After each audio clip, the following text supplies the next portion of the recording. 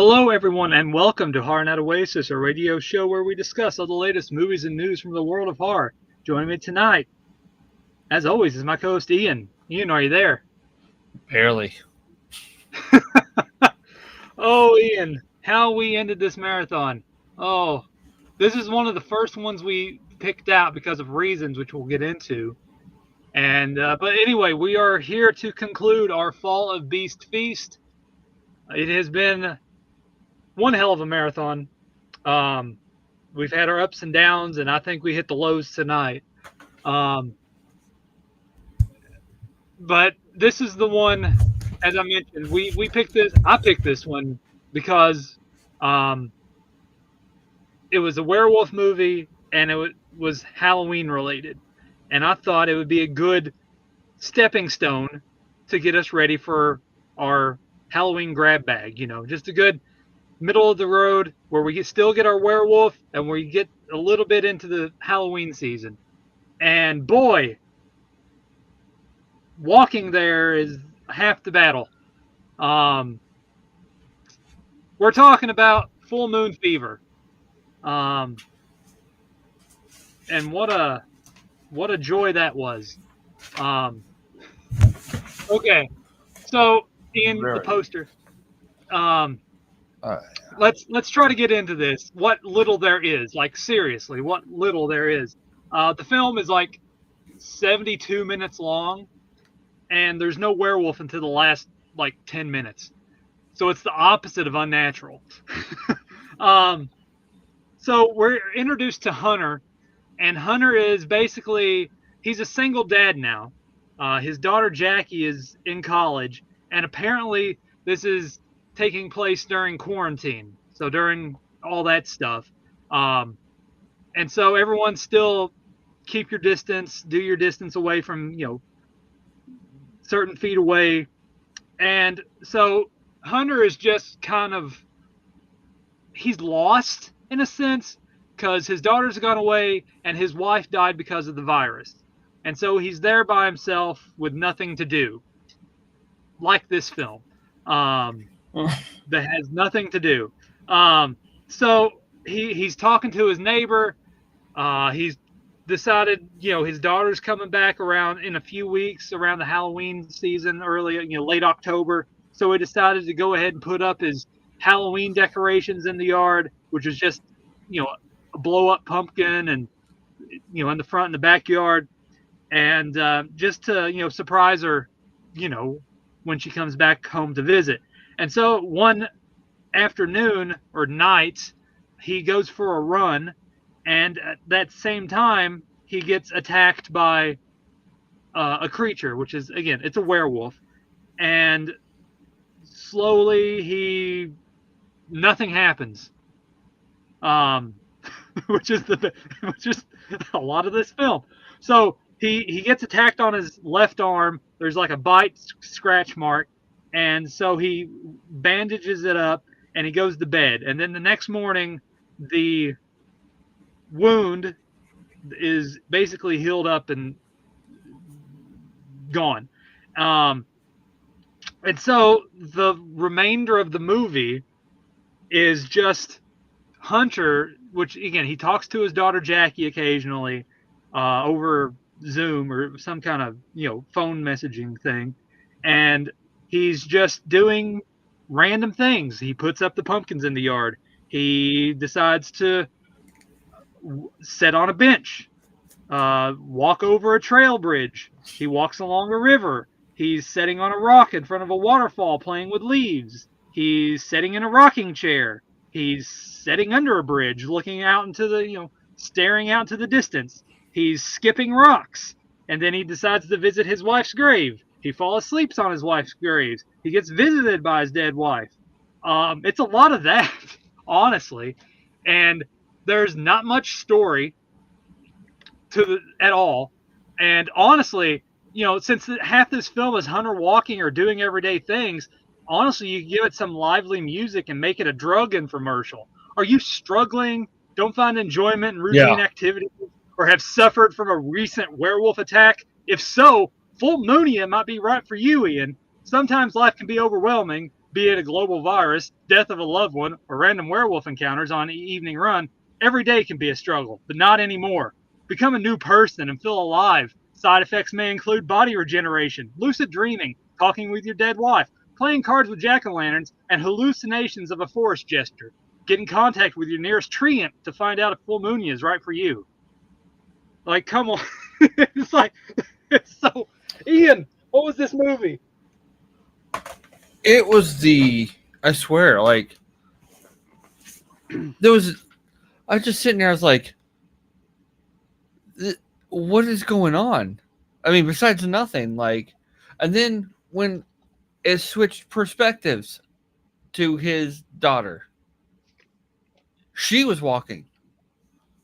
I was like, this movie literally should have been a short, because it just felt like they just threw in a bunch of just scenic, like scenes for no absolute reason. Like there was no reason for any of it. It's not like it played into, like what was going on. And I was like, yeah, psychological thriller kind of thing, like a psychological werewolf movie, whatever. I just, oh my lord. Like, this is a movie to put on if you're trouble sleeping. This is like that ambient, like, videos when you, like, leave the TV idle and then, like, it has, like, the scenes of, like, all the cities and just, like, natural music playing underneath of it. And it's just, like, somber. And it's just, like, it's a dude walking, It's just, like, he's seeing the forest. He's seeing... you can't see the forest through the trees, but you can smell your own shit on your knees, as Manson would say. But yeah, it's just like, I mean, I get it. I was looking up, like, when it first started, there's a little bit of an Easter egg for those in the know. He's a comic book collector, and he goes to this comic shop, and what he's after is the very first issue of Mr. Hush, Volume 1. And I was, like, thinking, like, that's a very specific Easter egg. And so, like, I had to find out. And so the director of Full Moon Fever is also the director of Mr. Hush, which came out 2009, 2010, somewhere in there. And it had notoriety because it stole the cover of the original Trick or Treat with Sam. And, like, it used the same cover, the same artwork, orange hues, and all that. And if you look up Mr. Hush DVD cover, you'll see it's the exact same DVD cover as Trick or Treat. So it was like, so basically, he didn't make anything since Mr. Hush. So the director's been dormant until Full Moon Fever. And again, getting that this is a quarantine movie, I'm assuming he didn't have anything better else to do. So he decided to make a movie during quarantine. And again, more power to you. I mean, you're making with, again, what you have. You can't do much. Exactly, right there, Mr. Hush. Which, again, that one. No, that's crazy. Yeah, for again, that was a vampire movie. Spoiler. But it's not. Again, that one, at least there's a little bit more to it. In Mr. Hush, it's not good by any stretch of the means, but it's kind of a little bit more incoherent compared to this one. But nonetheless, as I was saying, like,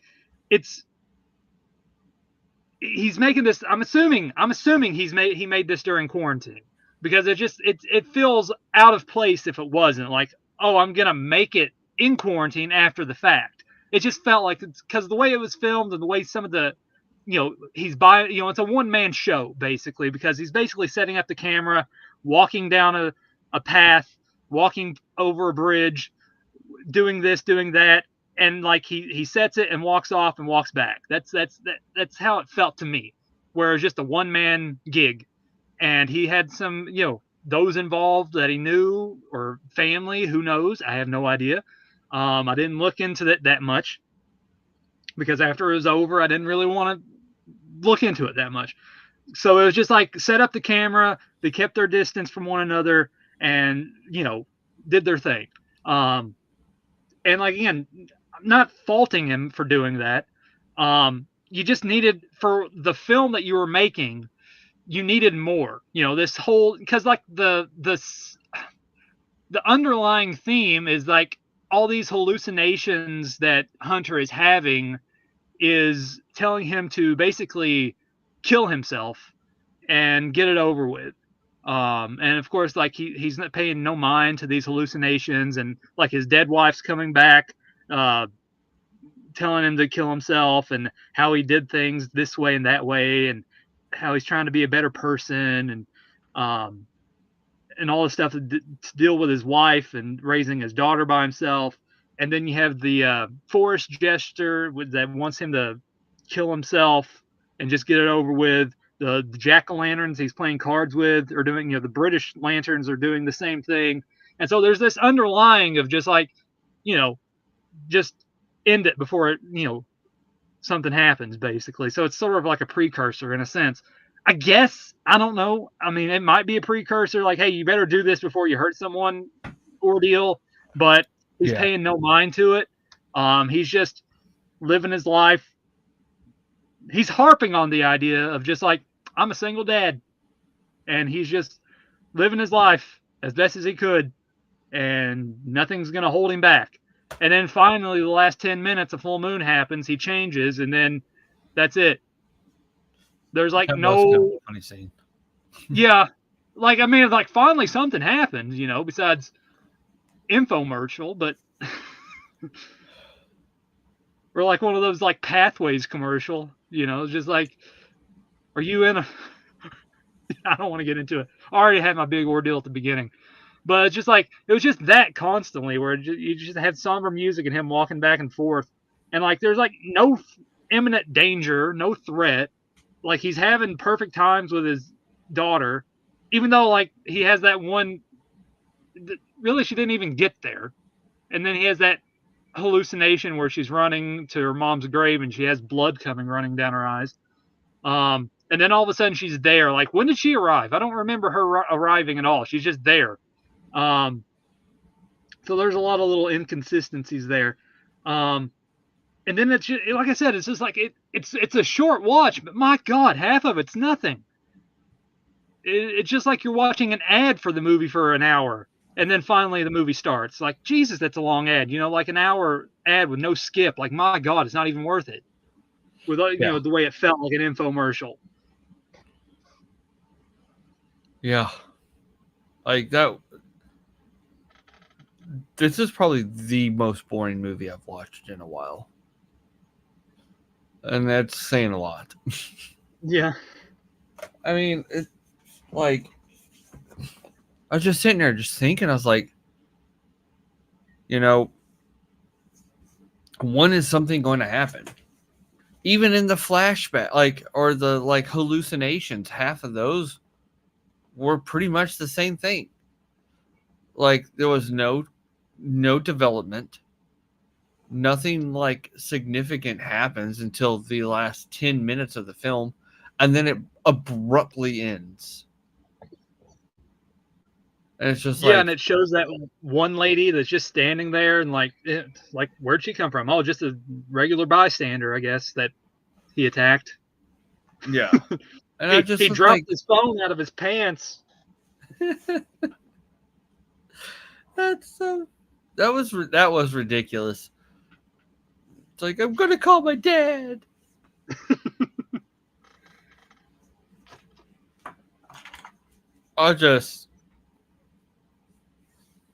You know what it kind of reminded me of? Like, when it got towards the end there, when they're at the comic shop, for some reason, and this is a callback, but only a few people are going to know this, especially you. It reminded me of like the end of Clowntergeist, when the clown's in the restaurant and he's crawling around. It just kind of had that same vibe, where like the werewolf's like crawling around on the floor, just on his hands and knees. It just reminded me of Clowntergeist for some reason. With that great costume. Yeah. I mean, it's not the worst we've seen. No, Desert Wolf Desert Wolf still takes the cake on that. But I mean, it's not good. I mean, you've been out of the, again, like he's been out. I understand the reasoning. You were bored. I guess you just wanted to do something. Again, more power to you. But there needed to be more depth to the character besides just wandering around aimlessly, staring off into the distance for the majority of the movie.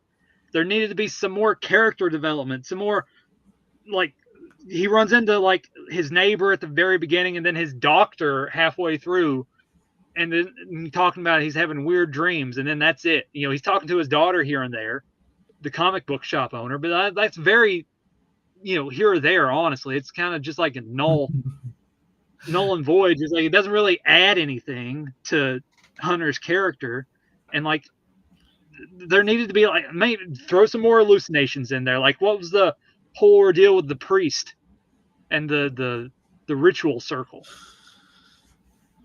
Yeah, I mean, I get that went nowhere. Like, some of those scenes, I was like, okay, this is a setup for something else, and then like maybe introduce like the werewolf that attacked you, because like you have the very beginning of like the two people watching the meteorite shower, but like that's over, and then like nothing happens from that, and like there's no be on the lookout for a werewolf after the cop finds them, or the park ranger, and like there's like nothing from that, and like you get attacked by the wolf, and then you become the wolf, of course, but still like they could have had like something with like another werewolf involved. Like, is that the other werewolf? Just like a little bit of mystery to like maybe that's the other werewolf that attacked me. Like throw it out there. Of course, he didn't. Again, he's paying no mind to anything. He's oblivious to the whole situation. Everything in this movie is oblivious to our character. I'm like, oh, I got attacked. Oh, nothing. Oh, there's a virus. Oh, that's nothing. I just lost my wife. And he's just like he's just very just again just the individual personality where he doesn't really pay much attention to anything. He's just living his life, almost like a retirement, and just like, yep, good life. Walking across bridges and skipping rocks, and I almost had sort of a little bit of a vanity project feel too, just the way that the character acted. But again, that's neither here nor there. But yeah, this wasn't very good. And again, like I given props for trying, but there just needed to be more meat on the bone. There was just nothing there to hang on to, or they didn't even try. Like they needed to just tone it down with walking, get some more character development to our freaking character that we're following for the majority of the film, and just like just nonchalantly just going out like nothing's happened, and then full moon hits, and then it's over. Like as soon as it happened, like finally some interesting stuff. Oh, it's over. All right, well, fuck me. It just ends so quickly, and it's just like, you're not even going to give us a good resolution. Like he attacks one person, and then like he attacks one person, you don't go after anybody else. Like you just pinpoint your daughter down at the comic shop. Yeah. My mom loved this, so I'm going to hold on to it. It's like, I was just like, okay. I was like, I already know where that was going. And I was just like, this. Exactly. There's like no real suspense or buildup. It's just boom. And see, I thought, I actually kind of liked the scene with the doctor. I was like, but I wanted more from it. I was like, and I was like, maybe this is the turning point for this movie, where we're actually going to get into things. Nope. It's just like a setup for a bunch of stuff. Never follow through with it. And that's why I was like, this movie should really have been a short. I think it would have been more coherent. And I think it would have worked a hell of a lot better if it was a short and tweaked.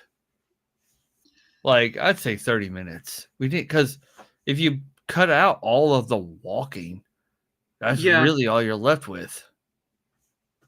Like, honestly, you could have done this, and if you make it like a werewolf anthology, just like take all the things, put them into one, and then you have yourself a little anthology movie, set up. Yeah. And like it would have worked for what they were going for. You'd have like the first segment would be the one, watching the meteorite shower, right? And you have that go on for so long, and then you'd introduce, you have that werewolf, and then you attack him, right, Hunter, and then you'd have him going through his phase for the majority of the film.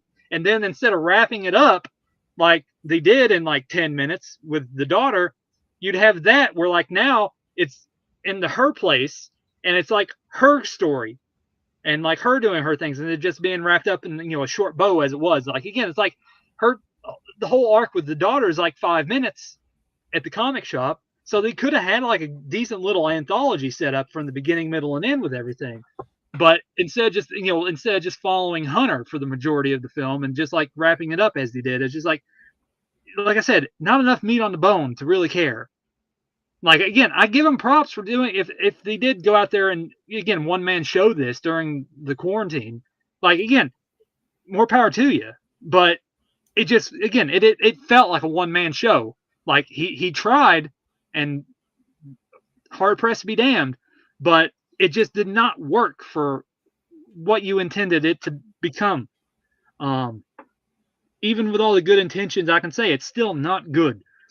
Again, it's not the worst, but it's still it's not good.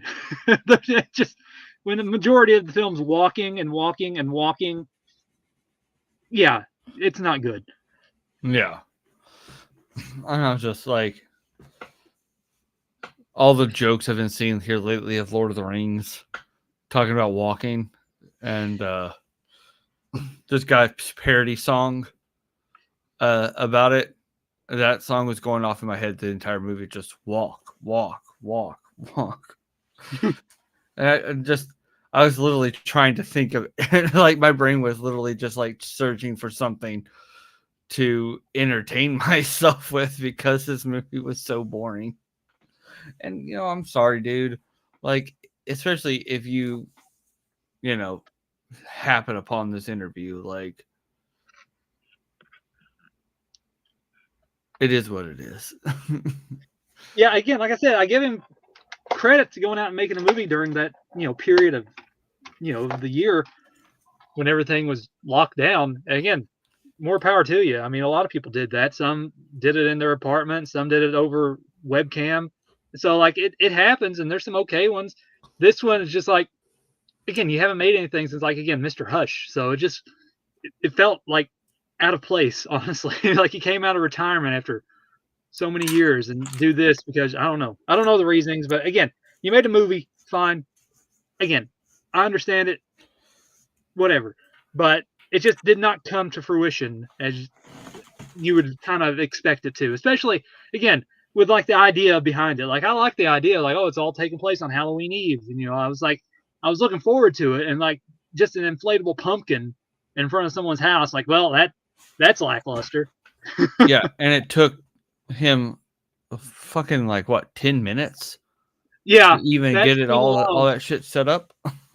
You had to get every specific detail down, Ian. I mean, you have to have him finding the pumpkin in the thing in the back of the house, and then he's messing around with it in the front yard. He has to plug it in, unplug it because he got the wrong plug it back in, plug it into the socket, and then connect the blower, and then hook and spread the pumpkin out, find the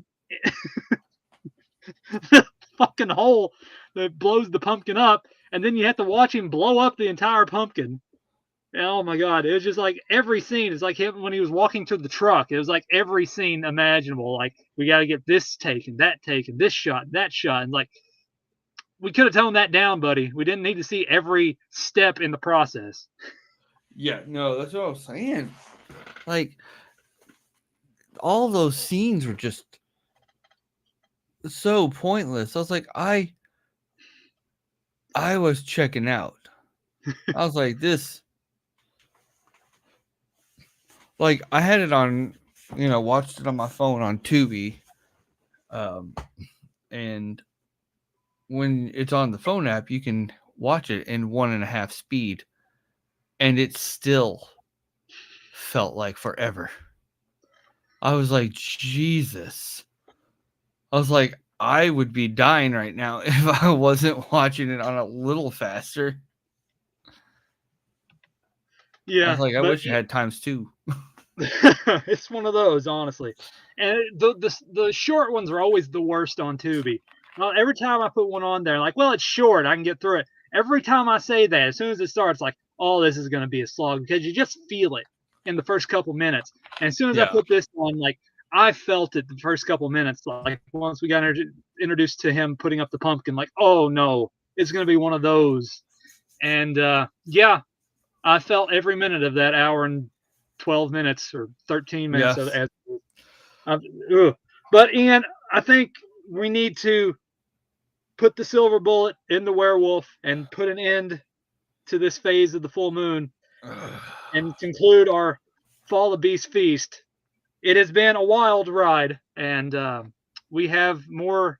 We have, of course, the horizon coming up here in a not in a very short time. Our Halloween grab bag, but we got to do our rankings of the film. And this is Yeah. where it's always fun because sometimes we agree, sometimes we disagree. This one, I think we might be on the same page for most of these. So I'll go ahead and do mine first. And at number 5, it's obvious. Honestly, I was waiting.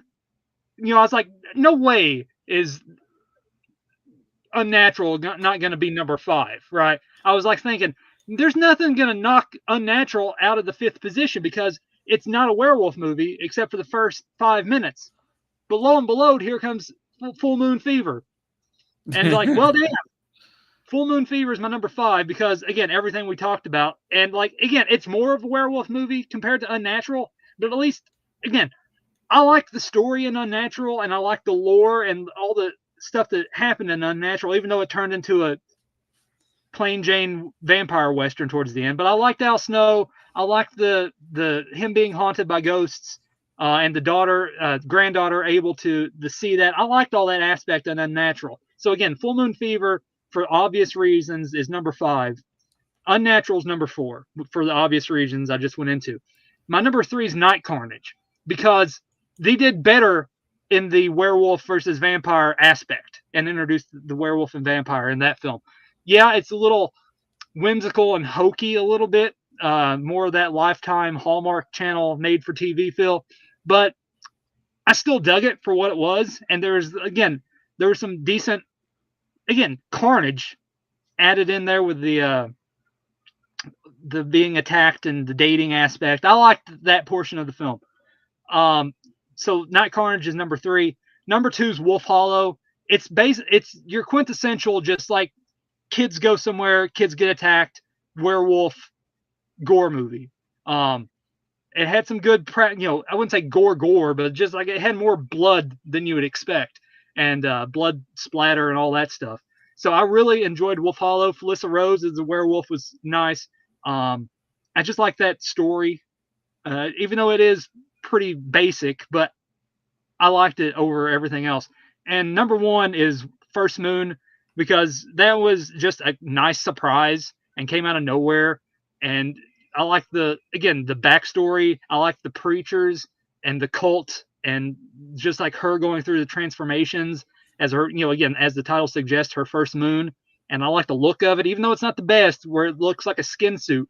But I like that aspect of the story and the psychological aspect, and then how the turnaround happens towards the end, where she's getting her revenge. And I enjoyed every aspect of First Moon. So that's my rankings. So Ian, you're next. It's funny. What's We did that? the exact same. Our list is the exact same, which is usually rarely ever happens. Yeah, no, my last is, Full Full Moon. Moon. Yeah. Which when I was looking at the poster, my brain didn't register the two little marks, the red marks as L's. I just saw Fu Moon, and I was like, okay. Yeah, that movie was the most boring movie on this list. And I will never watch that movie again unless like I'm really having difficulty sleeping.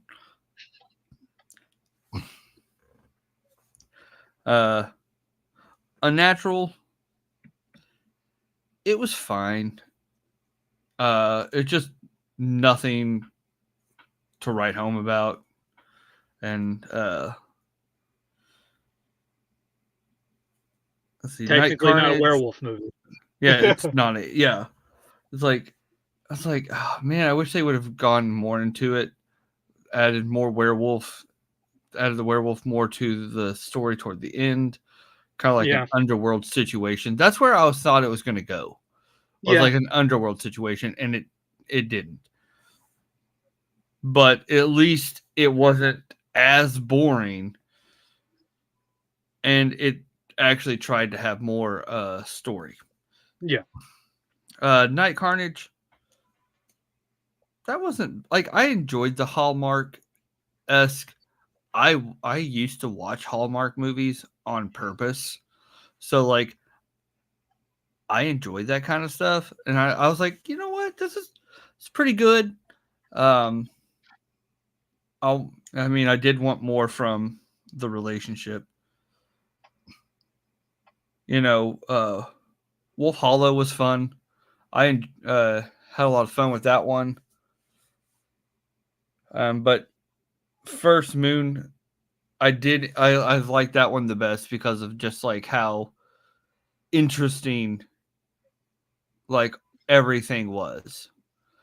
It wasn't perfect, but it had a lot more going for it than some of the werewolf movies we've watched before. At least they tried to take it in an interesting route.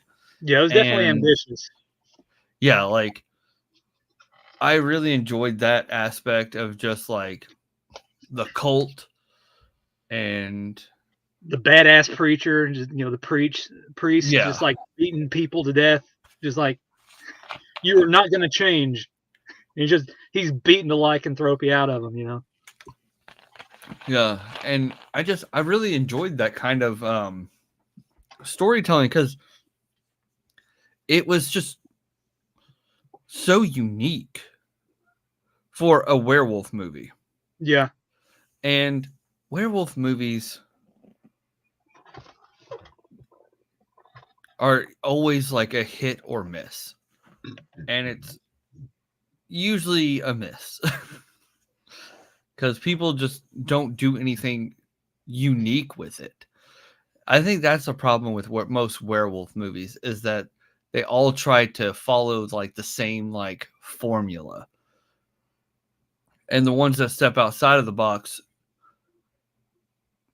usually just don't know what to do. And I felt like, at least with First Moon, like they were like, what if there was a cult? And it's like doing all of this bad stuff. And it's like, yeah, this movie was entertaining and like actually made you want to like. Yeah, you're invested throughout the whole movie, from beginning to end. Like, because what happens next? As soon as that starts, like it hits the ground running, where she gets, picked up off the street because of having sex with a werewolf, and she didn't know it was a werewolf. And it's like, again, like the matter of fact of that too is just like, that's fucking insanely awesome. That lycanthropy is passed through like an STD, and it's just like. Of course, like she got scratched and everything, but still, it's like I like the idea of that, and just like the whole martyr situation where like they're beating her down just to make her not turn, and that eventually becomes the downfall of everything. So it's just like it was just a very intriguing and just like investing, story you were invested in. And again, it's just like everything was like this was way better than you anticipated. So it's like I said, it's like a gem of this marathon. Oh yeah, definitely. And I mean, still, I think this is one of the better werewolf marathons we've done. Well, I think we started it last year, so we this is our first major one with like. Well, yeah, but we did. I think we did one like a few years ago, didn't we? We may have. I just Like remember when we we kind of did started all it of off. the. Yeah. I feel like I don't know. We've watched a lot. We've watched. I know. I tried to. I think it was that year where we did all of those marathons. Was when we did a werewolf marathon. And I don't think we did a werewolf man, but I might be mistaken. I don't know. I just know that last year we did the 3, and we did Devil May Care, Bite, and Werewolf Santa. God. And then that was like the start of like the inaugural start of Fall of Beast Feast, because we had 3 weeks and nothing to do. So let's do werewolves, and so it kind of became our September marathon now. I mean, honestly, yeah, I still think of Werewolf Santa. Like, that movie was so ridiculous that it just burnt into my brain. That and Bite. Yeah. Because that's the thing, like, as you mentioned, like, werewolf films need to do something to stand out from the norm. And like, at least they tried to do something different. I actually like brought up, it's just funny because I brought up Bite because my buddy and I at work were talking about werewolves and stuff, and I was like, he's like, I'm going to become a werewolf. I was like, what'd you do? Download an app? And he's like, what? And I was like, it's a stupid movie. Like, you have to watch it. No, I was I'll tell you something that I went to a gathering here recently, and there was a lady there, and she had a newborn baby, and they were one asking, what's its name? And they said, oh, it's Malachi. And then the first thing that came into my head was, we have your woman, Outlander. Like, so it's just like those little things, you know, it's like just like a little Children of the Corn reference. Just like, again, I wish I could have said it out, but it was a personal, you know, event. And I just didn't want to say anything down, even though it's kind of been a nice joke. But again, I don't know how many people there would have known the joke except for myself. But again, I digress. It's just a little thing. It's just I found funny. But, you know, we have these little movie quips that we're able to go back and forth on. But that's going to do it, Ian, for our Fall of Beast Feast marathon. Like I said at the beginning, it's been a wild ride. And as I mentioned again, we are going to be starting up our Halloween grab bag marathon. It is one of our ongoing marathons for, Jesus, I don't know how long we've been doing it. A couple years now. Over that. It's like the one main thing that we've done. That and our Christmas marathon. When it comes, you know, I think we were doing the Halloween marathons before we even started doing marathons. So, because always during October, we did Halloween movies before we gave it a name. So we're going to be starting that up here soon. Of course, all the details will be on our Facebook and Instagram pages. Of course, it's the same as the show title, horrornightoasis. You can find all the information there if you want to keep in touch. And I have a lot planned. I have some interesting choices and some wild choices, and some unheard of choices. So we have ourselves a wild marathon, a wild ride, and a fun one at that. And I do appreciate everyone for listening, going along this journey as we discuss and talk about these bad horror movies, sometimes good ones, but it's always a fun conversation to have with a good friend. And every time we do these indies marathons, Ian, it's always great talking with you. And looking forward to what our Halloween grab bag brings us. So with that, Ian, as always, take care of yourself. And I appreciate everyone for listening. And we will see you next time on Horror Night Oasis. Good night.